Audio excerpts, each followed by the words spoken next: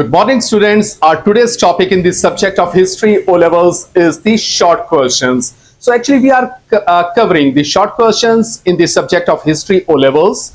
So concentrate yourself. This is the lecture number 5. So we are going to start. The first question for today is, what were the proposals of the Nehru report? The Nehru report called for immediate dominion status of the India to be federation with two-chamber parliament, the protection of the minorities through a system of the reserving seats in the two-chamber, and the vote for all adult men and women. So these were the proposals of the Nehru report. The next important question for today is, what major proposals were given by Jinnah in 1929? So actually the proposals of the Nehru report were against the Muslims. So in return, the Jinnah gave his opinions, his proposals in 1929. So look at the proposals of the Jinnah. Any future constitution should be federal, with all the provinces having the same amount of the autonomy and power. Muslims should have 1/3 of the seats in the Central Assembly and separate electorates. Any territorial changes should not affect the Muslim majority in the Bengal, Punjab and NWFP, that is now called KP. Also, no bill could be passed if 3/4 of any community in that body opposed it, and Sindh shall be separated from the Bombay. So these were the proposals of the Jinnah in 1929. The next important question for today is, who was Chaudhry Rahmat Ali? So he was a very important political personality in the Pakistan movement. He was born in 1897 in the Punjab. After completing his degree in 1918, he continued living in Lahore and practicing law. He was one of the youngest Muslims studying in England in the 1930s. He left India to study law at Cambridge University after winning an important case for the Nawab of Mazari. He was a little advanced than other Muslims because he was a far-sighted politician and Muslim. He believed that the Muslim needed a separate homeland. Even Jinnah do not agree with him in the early 1930s, because Jinnah was not of the opinion that subcontinent should be divided, but Chaudhry Rahmat Ali thought that Pakistan should be created like an other Muslim state should be created in the subcontinent. In 1933, he formed the Pakistan National Movement.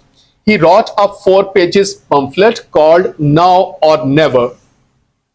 In it, he wrote that the Muslims should have their own separate homeland, Pakistan. Thus, he was the one who had the honor of keeping the name of the future Muslim country.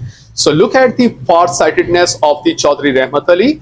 The thing which was not acceptable by the Muslim leaders at that time in this subcontinent, the Chaudhry Rahmat Ali far-sighted that thing.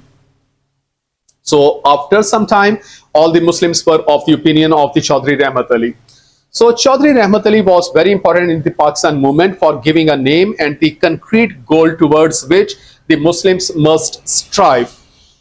It is true that the Muslim League didn't support his views for many years.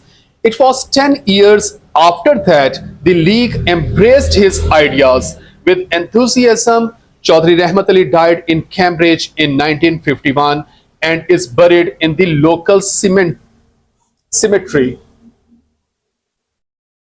The next important question for today is, who was Allama Iqbal? He was born in Sialkot in 1877. He was a distinguished scholar who gained master's degree from the Government College in Lahore before studying philosophy at the Cambridge University and practicing law in England. He was also a poet and a politician who believed in the need for Muslims to struggle for the establishment of this separate country for themselves. In 1922, he was knighted by the British in recognition for the high standard of his poetry. His poetry was designed to awaken the Muslims of the subcontinent to the need to work to improve their position in the society. He was elected to the Punjab Assembly in 1926 and appointed General Secretary of the Muslim League, Sir Muhammad Shafi Group, in 1927. So his political career was improving. In December 1930, he was granted the honor of the presiding over the All India Muslim League meeting in Allahabad. It was here that he made his famous address calling for a federation in which Muslims were given political autonomy. He died in 1938 and was buried outside the Badshahi Mosque in Lahore.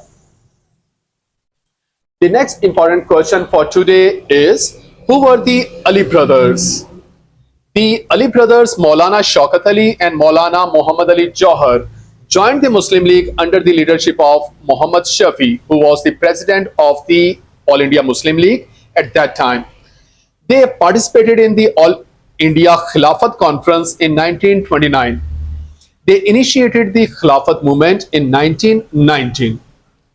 The next important question for today is, what was the Allahabad address which was delivered by the Allama Iqbal?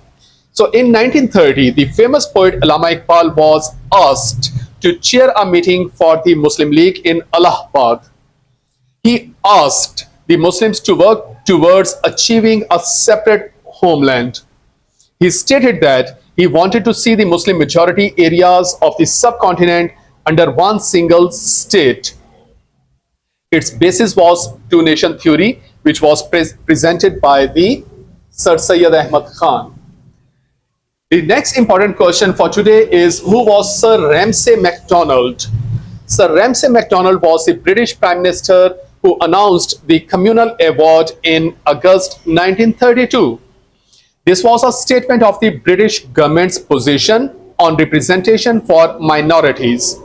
He gave separate electorates to the Muslims, but reduced their majority representation in Punjab and Bengal.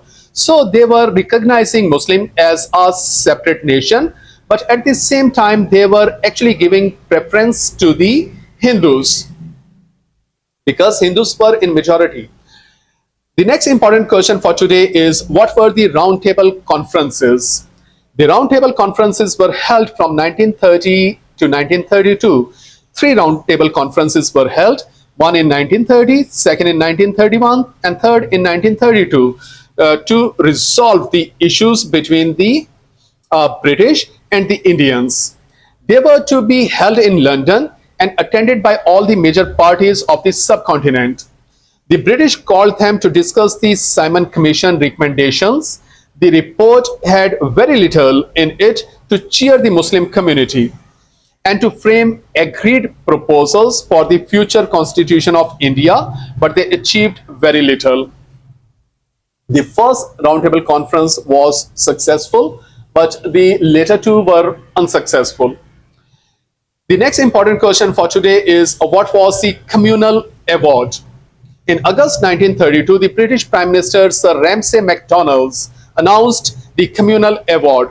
This was a statement of the British government's position on representation for minorities. The Muslims were given weightage in the Hindu-dominated provinces, but the Muslim majority in the Punjab and Bengal was reduced. So look at the short-sightedness of the British. They gave Muslims representation in the Hindu majority provinces according to the population of the Muslims, but they reduced the representation of the Muslims in Punjab and Bengal.